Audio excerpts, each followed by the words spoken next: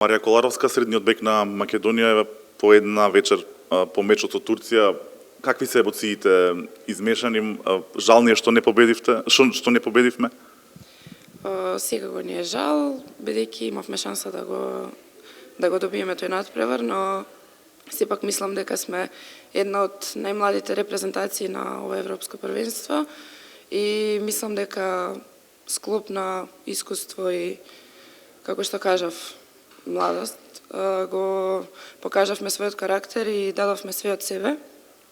Може би не подценија, но докажавме дека не сме за подценување, дека можеме да се бориме и го ставивме срцето на терен. Што фалеше во нашата игра во оние моменти кога веќе го преземавме водството и контролата на теренот, што ни фалеше да го направиме тој завршен удар и да победиме? Па имавме грешки првото полувреме, дојдовме до -5, но пак ќе кажам, покажавме карактер. Не знам кој беше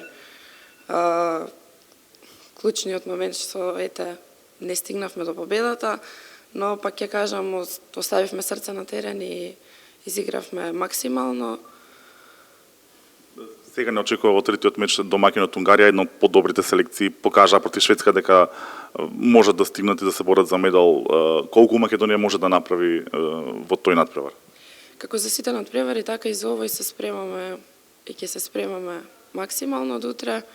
Сепак знаеме дека репрезентацијата на Унгарија е една искусна репрезентација, тоа го докажа и на претходните два меча.